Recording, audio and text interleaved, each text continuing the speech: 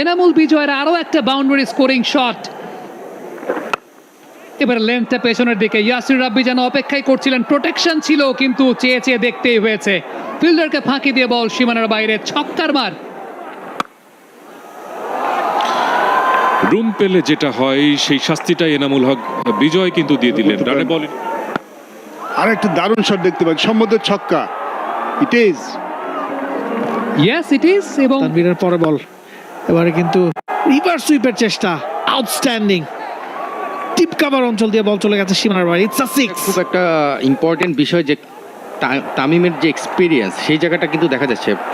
চমৎকার একটা cover drive ছিল, ফুল টস বল ছিল, তো যেটা এবারে স্টেপ আউট করেছেন লফটে, উচ্চতা আছে, দূরত্ব আছে, দারুণ শট ইয়াসির রাব্বির ব্যাট থেকে ছক্কা। আসলে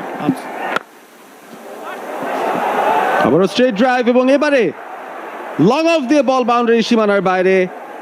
মাইলস্টোন পেয়ে যাবেন কিনা এনামুল হক বিজয়? ইয়েস, পেয়ে গেছেন। ফাহিম তার ওভারে পরের ডেলিভারি, এবারে সোজা ব্যাটে খেলেছেন।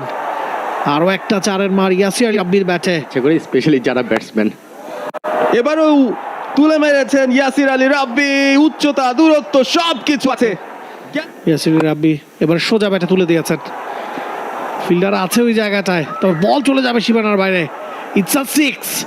তো সেই জায়গা থেকে সে কিন্তু সেটাকে করেছে এবং আমরা জানি সে সুইপ ভালো খেলে এবং চমৎকার একটা সুইপও খেললো এবং সেটাও কিন্তু লেগ সাইড দিয়ে ছয়।